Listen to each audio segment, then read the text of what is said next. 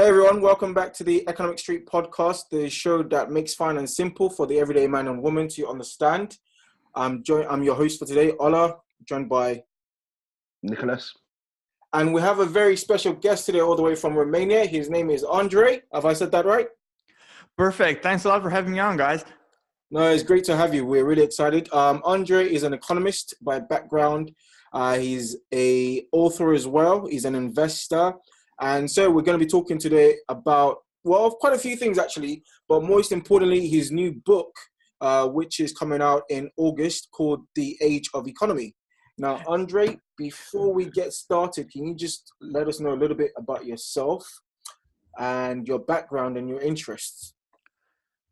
I like to think of myself as an economist who puts a decent balance between street smarts and book smarts on the table, because on the one hand, there is the academic dimension. I am an economist by trade with all that comes with it, bachelor's, master's, PhD, whatever, but I don't brand myself as the guy who sits in his ivory towers reading a gazillion books and then regurgitating the stuff he read to other people.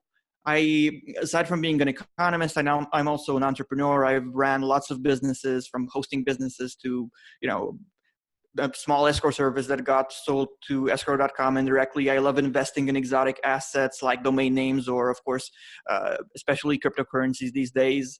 And I think this gives me a pretty decent sense of authenticity. Like that's what I'm pushing. That's what I'm selling to people, because I'm not someone who just talks the talk. Whenever I say something, I like to talk from experience. And I'm usually the economist you can find in the eye of the hurricane. So if I'm talking about crypto, then you can be certain that I'm in it. I understand the phenomena. I'm investing in it myself. I'm occasionally trading it on leverage as well. So again, it does make for some added authenticity, I think. That's awesome, and that's incredible to hear.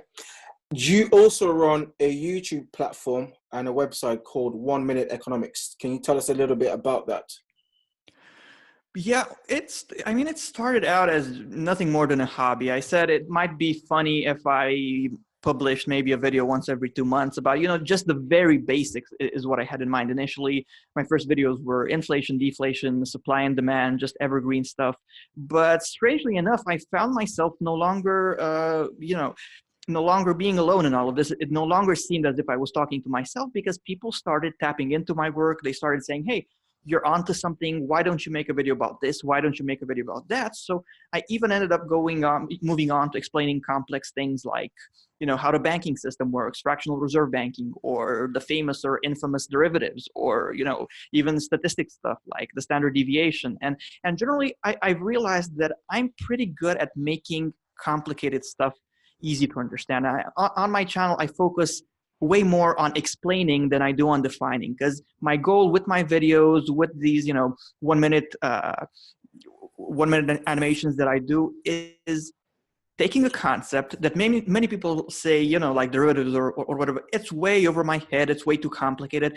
And I've kind of made it my mission in life, professionally speaking, to take these concepts and break it down in a way that helps people understand that they're actually not that complicated. If they're explained to you by an economist who doesn't just love hearing himself speak and has the number one agenda of seeming smarter than he is, then you can actually understand the stuff I'm trying to get across to you. Okay, so the whole concept around your channel is to explain complex economic and finance words in 1 minute or around about that sort of time frame. Am I right? Yep. Okay, perfect. So for our audience tuned in, we're going to the link to his channel is below in the description, and you can also find it as one of our featured channels on our channel. Now let's find out a little bit more before we come to the book. Let's just talk about sort of your interest or what your focuses are currently, aside from this book that you've authored. Well, I like to tell people that I'm in the business of articulating and propagating ideas. The format I do it on is essentially of little importance, whether I do it through my videos or my books or the occasional podcast I'm on. nothing else, professionally speaking, gives me a greater sense of fulfillment than knowing that I can have this privilege of tapping into people's minds and planting what I think are the right seeds there, seeds that, hopefully are going to germinate and turn into something awesome. So professionally speaking, this is what gives me the greatest fulfillment. Now, of course, there are other projects that I'm involved in which tend to do a far better job at putting food on the table than YouTube and writing books. So there's also that, but I do try to keep it balanced between, what brings home the bacon and what gives me a deeper sense of fulfillment and all that. I can relate there. That's understandable. So in terms of the food on the table aspect of things, is that still within the economic field? Definitely. I sometimes have this sense of, the idea that some of the stuff I'm doing is quote unquote cheating, like using my brain for, just massive personal gain rather than bigger picture type stuff. But yeah, it's all related in one way or another to my economic thinking. I used to run a lot of businesses. I have since sold all of them because as time passes, I do try to increase the percentage of time that I allocate to things that give me deeper meaning. But at the same time, I'm pretty involved with anything from domain names to cryptocurrencies. I even actually actively trade cryptocurrencies. And yeah, it does help me become a better economist as well in the long run. So it's all about the right balance, I feel. Okay, so in that sense, you don't just talk the talk, you walk the walk as well, essentially. As you said, in terms of with cryptocurrency, you have a lot of people that would discuss it, but as you said, are not actively. Yeah, I mean, there are very few economists out there who specialize in, cutting edge exotic assets. Like I think I'm the only economist who, for example, covered the short domain mania of 2015 to 2016, which is some really remarkable insights into human nature, because you had this huge influx of capital from China, just to keep it real short. And basically domains that you could have bought for $8 in, let's say, 2009 or 2010 ended up being worth over $2,000 each in, let's say, December of 2015 to January of 2016. And, it was pretty remarkable. And it is a privilege, in my case, for me to be able to say, okay, I was there to, of course, obviously take advantage of the money that was on the table, which is always a good thing, but also document it and also try to, draw some conclusions about human nature, about what makes us tick. And in my book, In the Age of Anomaly, I have an entire chapter where I do just that. I study anomalies of the past, from the tulip mania to recent ones like the domain example I gave, and I try to find common denominators. I try to, figure out what lessons there are to learn, not because I think history is going to repeat itself, but because I believe history rhymes. And by studying history, economic history in our case, properly, you kind of tap into human nature. This is why you're supposed to do it, to understand what makes us tick, what makes us who we are. And this is the type of insight and knowledge that's going to help you, I think, position yourself in the future. A question about cryptocurrencies. So we have a lot of questions about that from our own viewers. So it's quite a difficult one because it's quite, as you said, quite exotic. And the fact that essentially cryptocurrency, its main job, which it should be doing, is as a medium of exchange. However, we're seeing a lot of people actually invest heavily in cryptocurrency, and you're seeing like asset bubbles and spikes in the cryptocurrency. So how do you get around it? Do you see it more as a medium of exchange or as an investment tool itself? Well, I think it's important to figure out that we humans tend to get carried away when investing in cutting edge stuff. Whether we're talking about the .com bubble or cryptocurrencies or even, I don't know, the railway manias that you guys had in the UK in the 1800s. So whenever we're talking about something innovative, we do tend to get carried away. And this is all part of the journey. Like if you're involved in crypto right now, you're 100% correct that in an ideal situation, crypto should be this stable medium of exchange and whatnot. But it's a very high likelihood, I feel, that until we get there, there's going to be a ton of volatility. There's going to be a ton of aggressive price discovery. People talk about, for example, the current crash as if, oh my God, look at what happened. Crypto is dead. Just look at this crash. And I tell them, hey, Remember what happened in June of 2011, for example, when Bitcoin went from $131. Then before stabilizing after the crash to $2, it actually, for a brief period of time, traded on Mt. Gox, which is now defunct, for a cent. So if you want to crash, there's your crash. Essentially, what I think people need to realize about crypto is that it is what it is. It's a new cutting-edge asset class, and if you want to be involved in it in one way or another, you have to understand that it cannot be what you want it to be. If anyone else can, give me an example of an asset class that can generate crypto-level returns without crypto-level risks, then sign me up. But I do believe that as long as you know what you're getting yourself into, and as long as you hedge your expectations accordingly, there's a high likelihood that if you study cryptocurrencies today and even allocate a bit of time to understanding what makes them tick, I think there's a decent likelihood that in the long run, you're going to be happy with the outcome. Okay, you actually touched on my next question there, actually. That's the thing. I think we're getting a lot of, people that are investing in cryptos, but are not actually understanding the process.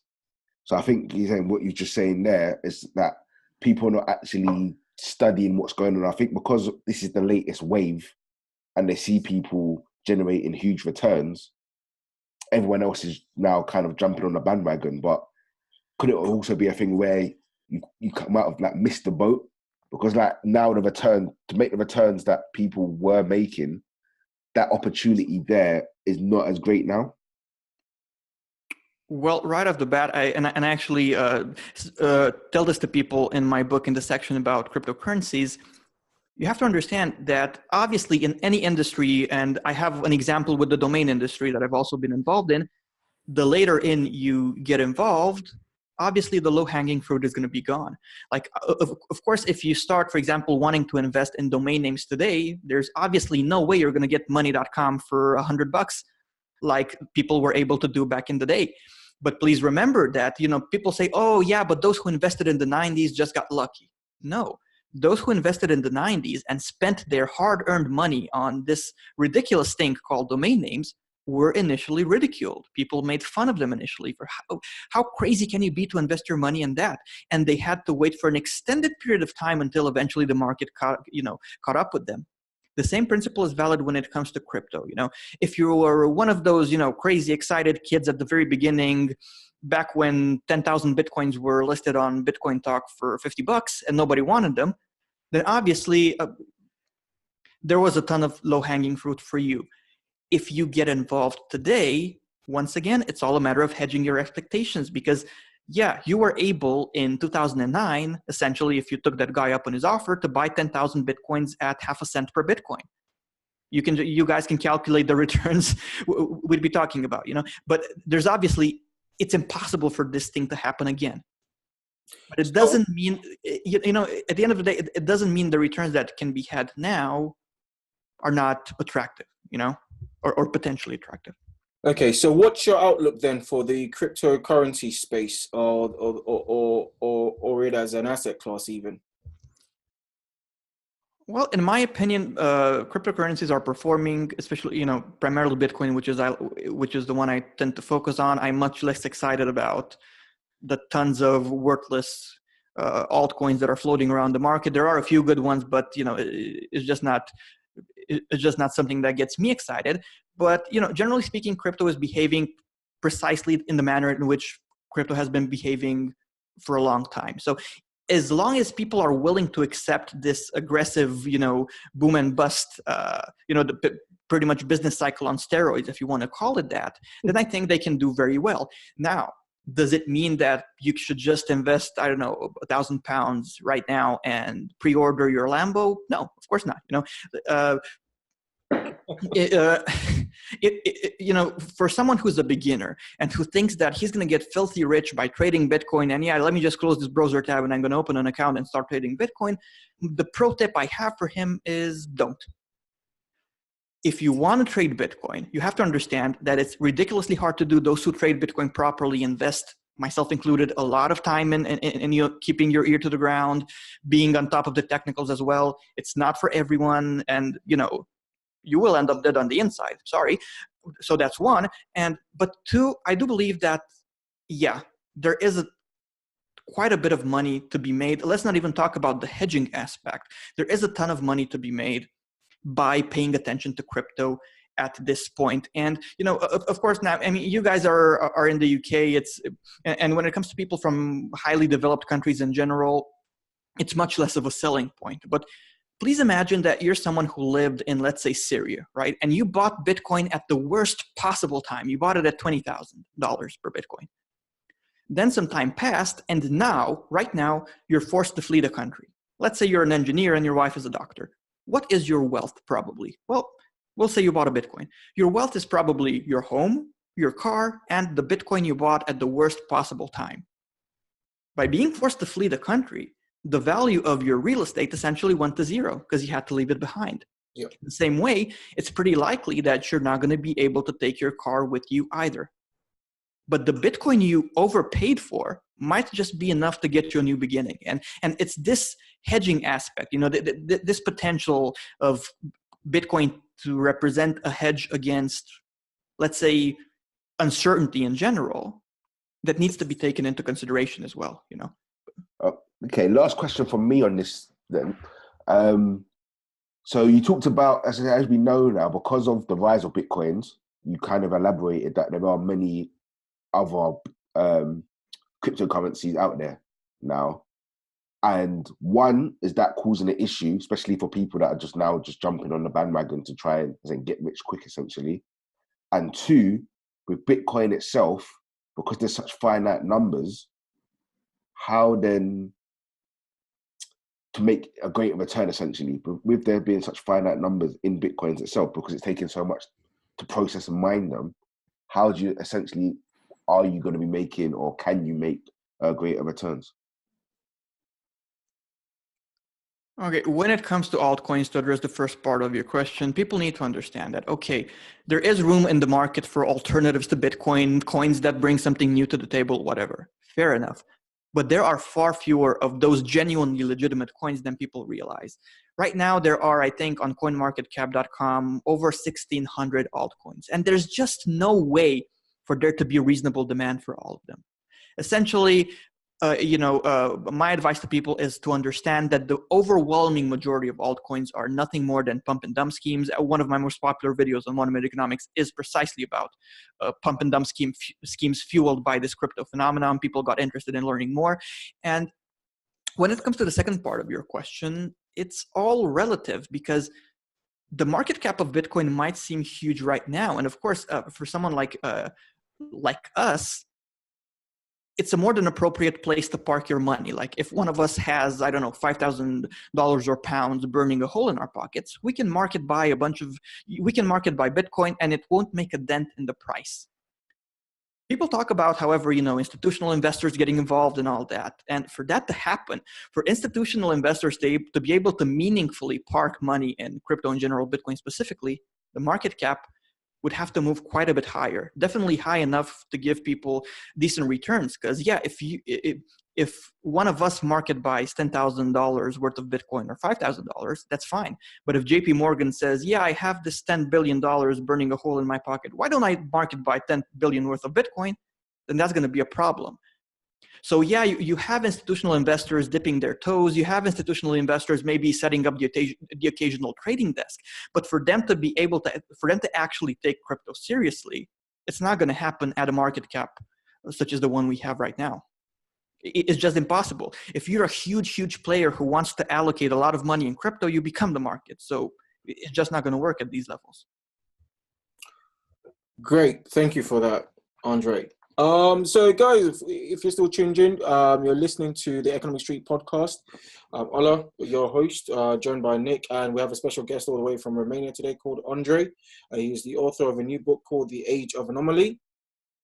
Have I said that right? Perfect. Great. And we've just been talking about his background, his YouTube channel as well, 1 Minute Economics, and now he's also been sharing a little bit about his book, specifically the area that he's dealt with on exotic assets. But now let's just talk a little bit more about the book in generally. What was your motivation? What was your vision behind writing this book? What I tell to people who contact me, wanting a career on YouTube or a career as a writer and asking me for tips is that if you're in it for the money, don't do it. There are better ways to skin the cat. If you're in it for the bigger picture thing, and that's kind of been my motivation. Like, for example, I'm going to go ahead and show you the book real quick. You can work out your biceps with it if you put your mind to it. It's like 400 plus pages that I worked ridiculously hard on. And people who buy it until Sunday, since we're having a promo period this week, are going to get it for 99 cents.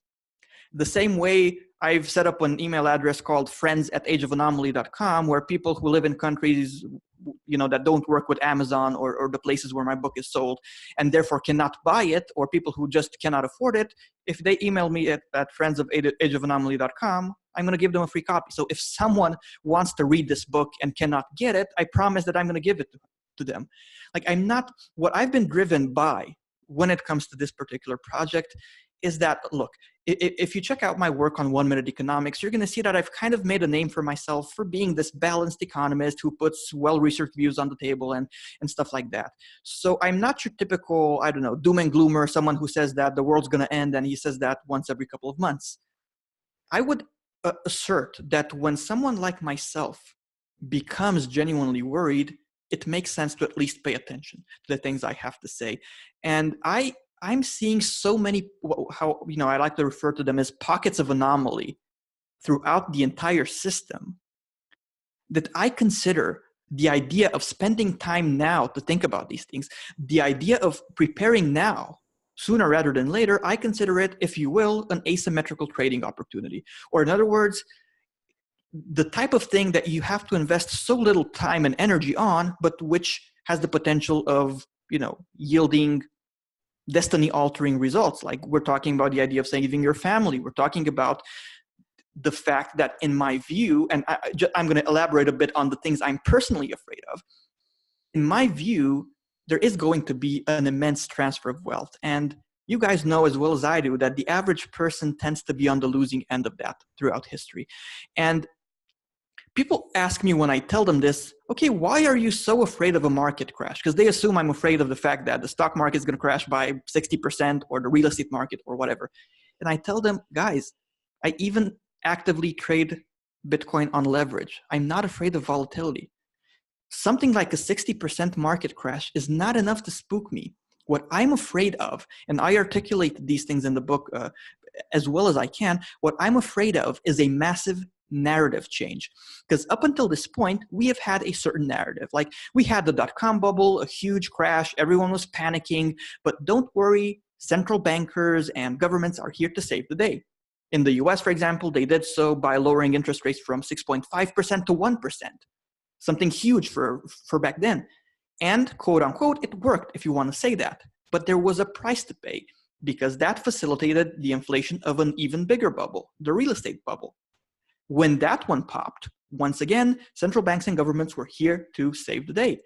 But the market demanded a bigger dose of stimulus. So in the US, they had to pump money into the system directly, aside from lowering interest rates to zero. And we're talking about, again, over there, 85 billion per month.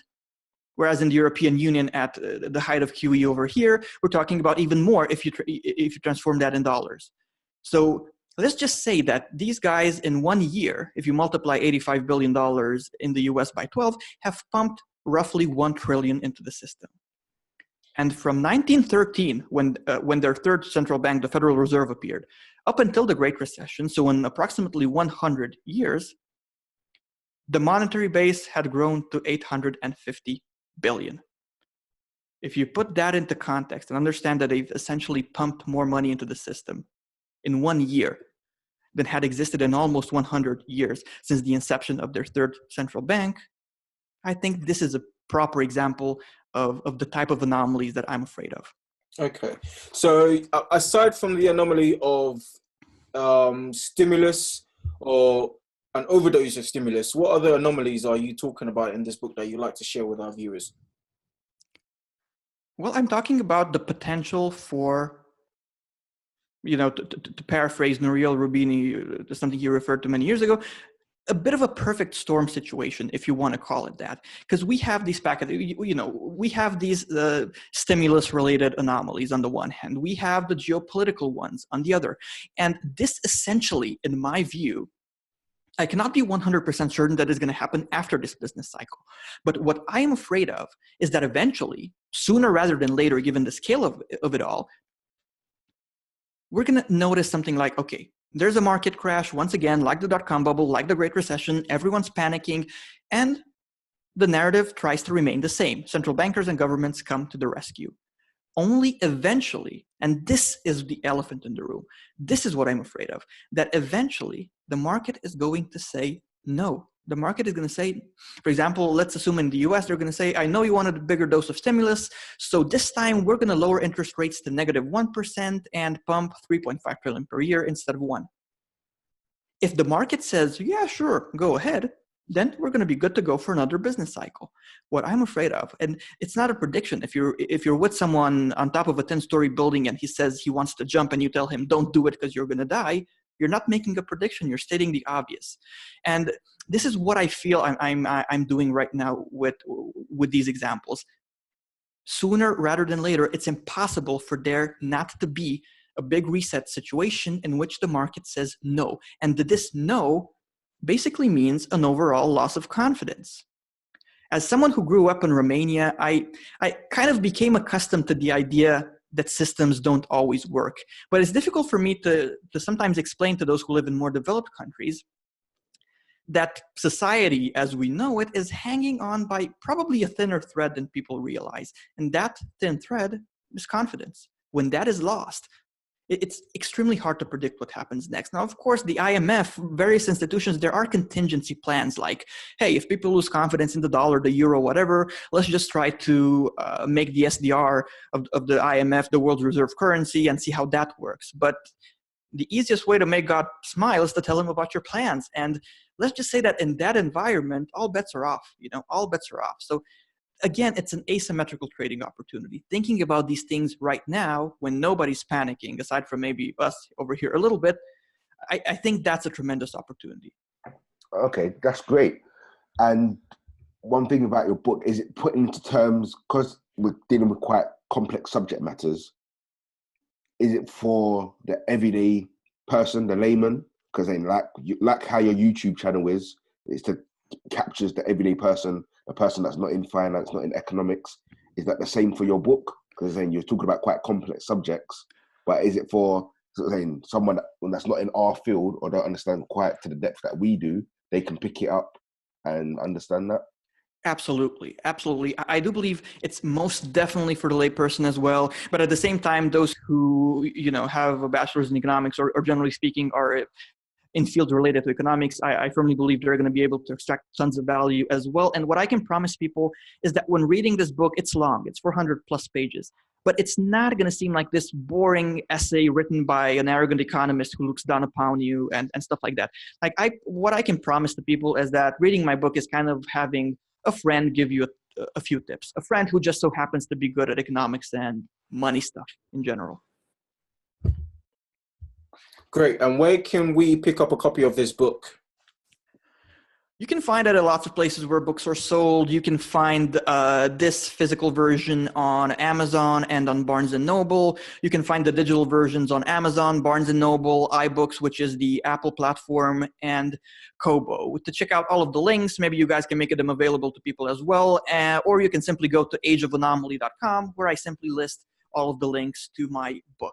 And also, if you want to celebrate the launch of my book, I'm organizing a contest over at 1 Minute Economics where I, reward people for various tasks, and I have tons of prizes lined up. So if you buy the book, and especially if you choose to do so during this discount period, I'd recommend checking out the contest as well, because there are quite a few prizes, and the likelihood of winning is, I think, reasonably high. Perfect. And I will definitely encourage our viewers and listeners to pick up a copy of the book. I've had the privilege of previewing it, and what I've read so far is incredible. I've picked up a lot myself, and I even wanted to ask you about some of the things that you discussed in the chapter on what was it again? It was becoming resilient. I think it's chapter 5. Chapter 5, yeah. Yeah, and you've thrown out a few things out there, and I just wanted to just get a bit more of your thoughts on it. You used the word that people should build a personalized portfolio, or you used the phrase personalized portfolio principle. Can you just share a little bit about that? Yeah, I mean, I tell this to people all the time. I can spend even a week talking to you, getting to know you, but I'm still not going to be able to make the important decisions in life as good as you are if you have the appropriate strategy. And when it comes to my work, I don't want to make people dependent on me. I don't want to be, a lot of people make the mistake of clinging to gurus, people who promise them quick fixes, or that they have it all figured out, or that, just follow these simple tips and everything's going to be perfect. No, I tell people, one, nobody can guarantee things are going to be perfect. So I'd much rather just be upfront with you right off the bat. And in my book, through the personalized portfolio principle, through, what I'm doing by guiding people through all of these assets, from traditional ones to the exotic ones we've discussed, what I'm doing is essentially putting these tools at your disposal. And if you live in a politically unstable country like Egypt, for example, and you're only maybe a regime change away from losing your home because they consider you an enemy of the state for whatever reason in the new regime, then obviously I'm going to be far less willing to recommend real estate. On the other hand, if you live in a place that has a decent track record of respecting property rights, and even more so, the opportunities in the space are reasonable from other perspectives as well, then sure, go for it. That's what I try to tell people. I take it one asset. In my book, I have two main asset types. I have status quo assets, your stocks, your real estate, precious metals, and so on. And I have what I've chosen to call trailblazer assets. So these exotic assets, domain names, cryptocurrencies, and so on. It's not rocket science. I tell people, look, you have status quo assets. In both categories, there are subtypes of assets. Like there are assets that do well when people are optimistic. I call them fair weather assets. Like, for example, stocks for traditional assets. There are assets people use to hedge, assets that people buy basically as insurance policies, for example. And a good example would be precious metals for traditional assets. Then there are, of course, sentiment neutral assets for which there's not necessarily an amazing correlation. But at the end of the day, what you have to do is just, do whatever it is clears your mind. Take a long walk, allocate some time to, check out what I'm recommending in my book, and based on that, figure out which assets are desirable in your case, and make it a goal to eventually have exposure to all asset classes. And it's all in your brain. It's all in your brain. And if you decide which assets to buy for the right reasons, and if the right reasons are going to be deeply ingrained in your subconscious, then you will be able, as Warren Buffett says, to be fearful when others are greedy, but greedy when everyone else is fearful. Or in other words, when you're going to have a market crash, you're not going to panic sell some amazing stocks because you're afraid. You're going to do the opposite. You're going to say, hey, this is a good opportunity, I feel, to accumulate some more. And the same principle is valid when it comes to other assets as well. It really isn't rocket science. And I've made this perhaps the core focus of my career, to help people do these things without it taking over their lives. I do try my best, and you guys know, if you check out the channel, to give people the best bang for their time that I possibly can. So it's not my goal to say, from now on, you have to dedicate 2 hours per day to economics or thinking about financial stuff. No, I'm telling them that by reading my book, which again is written kind of like you would have a friend talking to you, by reading my book, you're going to be able to have the proper dosage and context. I also mentioned it in the book as well. In other words, you're going to be able to make these decisions, to make these changes to your lifestyle in a way that doesn't seem overwhelming. Perfect. My question to you then is, you're talking about anomalies in this book, but at the same time, you've also mentioned that people should not always be in crisis mode, which is something I myself have been guilty of.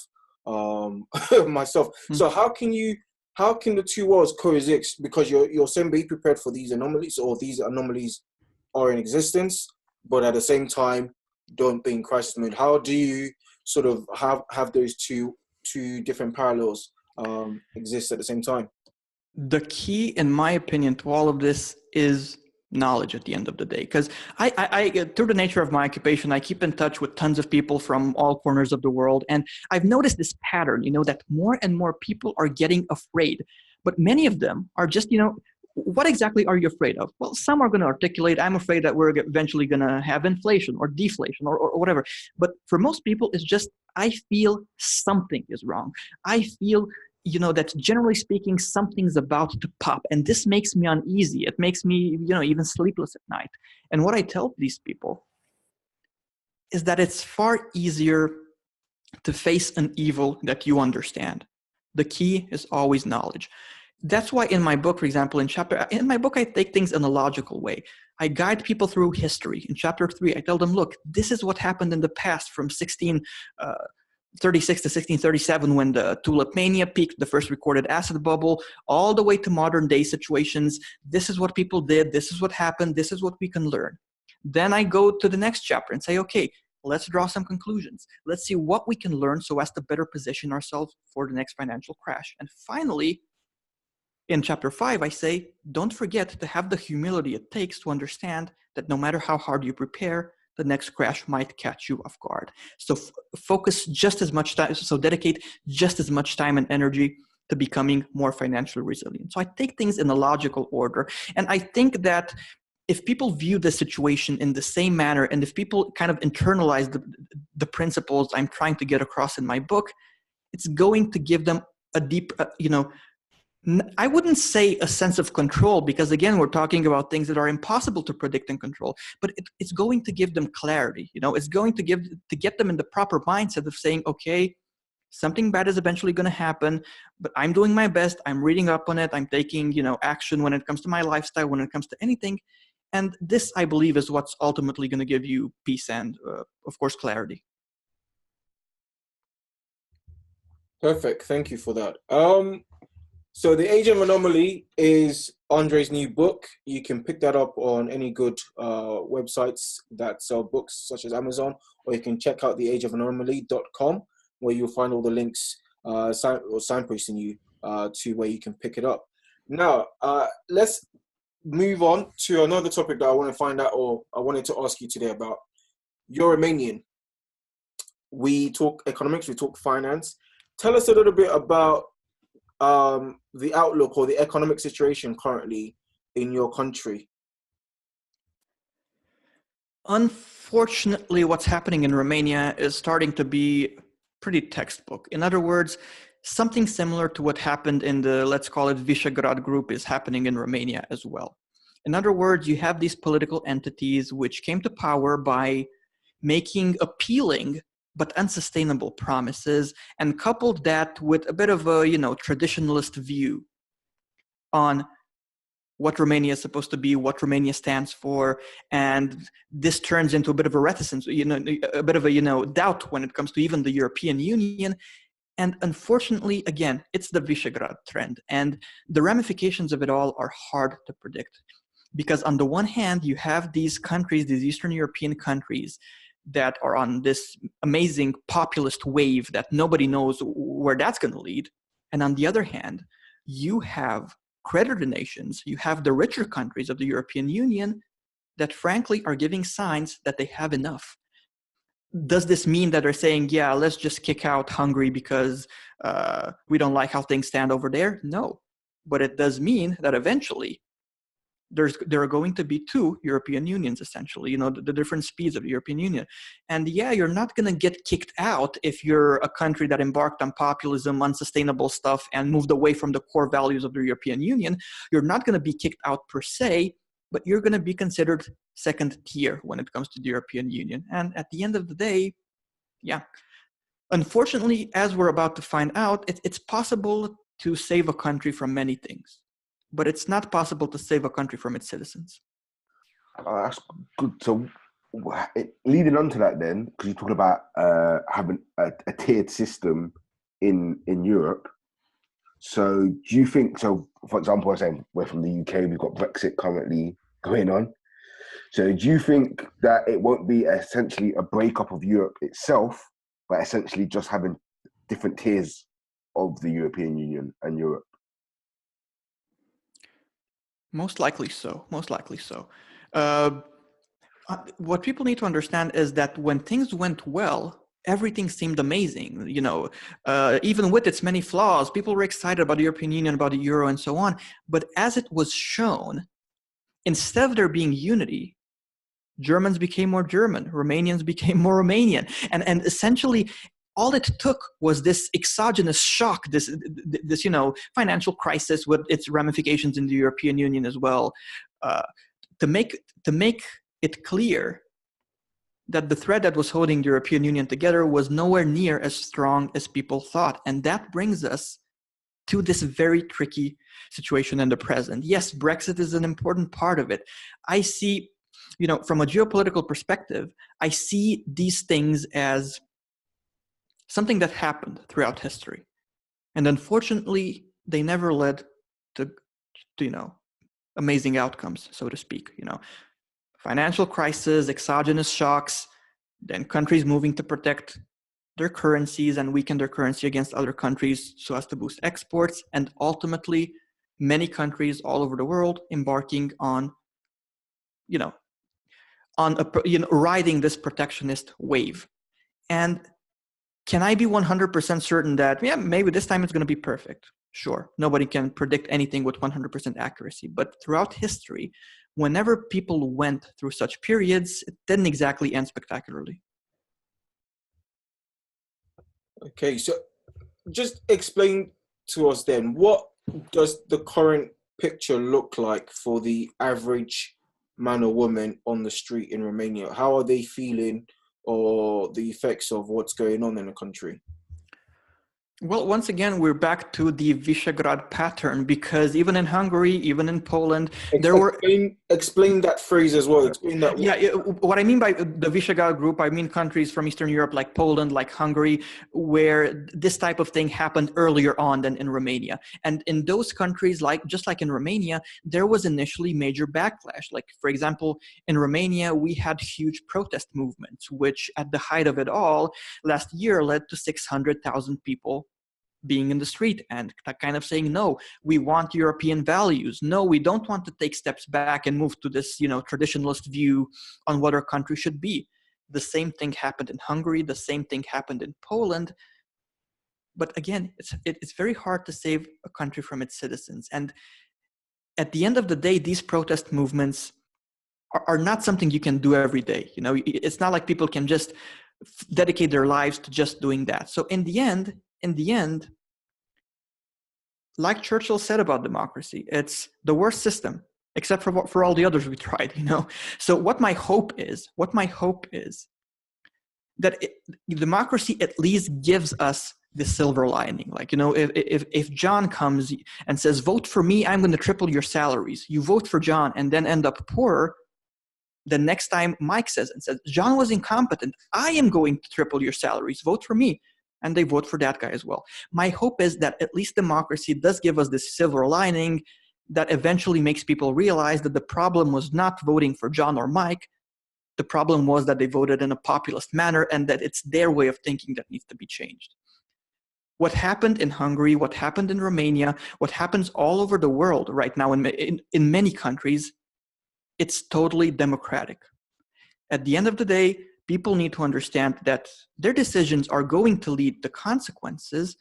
And that's the main hope we have with democracy. That's why it tends to be better than all of the other systems we've tried. Because there's at least this hope that eventually people are going to wake up and realize that they've been wrong. Perfect. Thank you for that. And just finally, Brexit. What are your thoughts? The elephant in the room, right?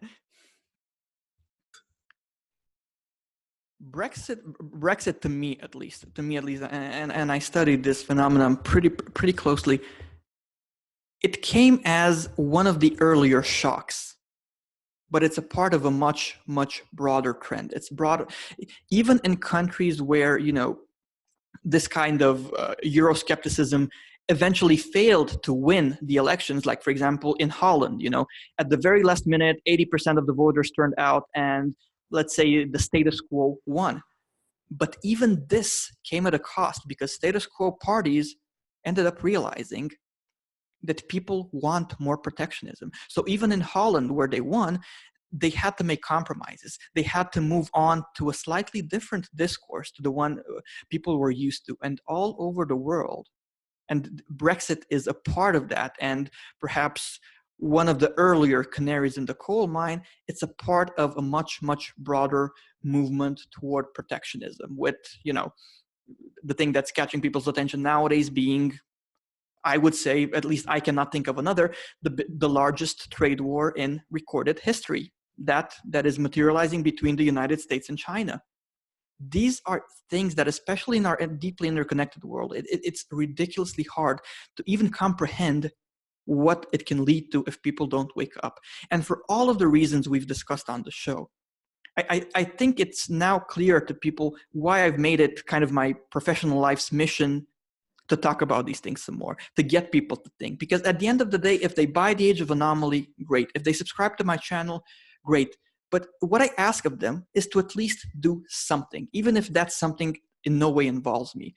Like, if you guys who are, you know, tuning in right now, if you, instead of just closing your browser tab and moving on to binge watching stuff on Netflix, if you just take a minute, you know, obviously, if you just take a minute to think about the things we've discussed today in a meaningful way, then I'll consider it a major victory. This is essentially what I'm here to do. Thank you. So what would be your, if you have any, what would be your 3 top tips for people? Or the key takeaways from your book? 1, understand human nature. We might think that, you know, when it comes to many things, yeah, again, history doesn't repeat itself, it rhymes, but get to know human nature, because even if what happened in the past is not going to repeat itself exactly, there is tremendous value to be had by understanding how people act in situations that are kind of, sort of, at least, similar to the one we're dealing with. So 1, analyze the past properly and learn from it. 2, try to the best of your ability to keep your ear to the ground. And this means, 1, staying informed, but also stuff like, you know, exposing yourself to viewpoints across the entire spectrum, exiting your intellectual comfort zone, which revolves around you just listening to people who happen to agree with you, and kind of broadening things up a bit, and doing things that are going to make it more likely that you're going to be able to spot the next financial crisis as early on as possible. And finally, as you've mentioned with chapter 5 of my book, humility. If there's one word people should remember after a conversation, it's humility. Understand that, I would say, generationally defining things are coming, and you have to have the humility it takes to understand that you're not above failure. No matter how hard you try to predict that this or that is going to happen, I think that's a fool's game. Do your best to have your bases covered. Do your best, you know, to ensure that you maximize the likelihood of landing on your feet, no matter what life ends up throwing at you. This is the best advice I can give to people. If they want quick fixes, if they want, you know, me to guarantee that they're going to be financially secure, you know, just by, you know, clapping their hands, I'm not selling that, sorry. But if you are in it for, you know, meaningful sustainability, then yeah, that is precisely what I'm selling. Andrei Pogo, all the way from Romania, ladies and gentlemen, the author of Age of Anomaly. He's also the founder of the YouTube channel 1 Minute Economics. You can find more about him at 1minuteeconomics.com. 1minuteeconomics.com is the main website, and also, of course, youtube.com/1 Minute Economics. Perfect. And finally, again, where can people get your new book? You can find all of the links on ageofanomaly.com, and you can get it. The 4 venues it's sold on are Amazon, Barnes & Noble, iBooks, and Kobo. Perfect. It's been great speaking to you today. Thanks for joining us. Any final words from you, Nick? No, it's just a great show, and thank you for letting us have the opportunity to interview you today. Thank you. Thank you for having me on your channel. Thank you guys for tuning in, and I really hope everyone has a great day. At the end of the day, even if you're worried, even if you're downright terrified, don't forget to keep your chin up, because, yeah, life's going to move on regardless. Well said. Till next time, guys, continue to tune into Economic Street, the show that brings the city to the street, making finance simple for you guys to understand. We have a lot more interviews lined up for you guys. So do stay tuned in over the summer period, and we'll see you soon. Till next time. Thank you, guys. Take Bye-bye. care.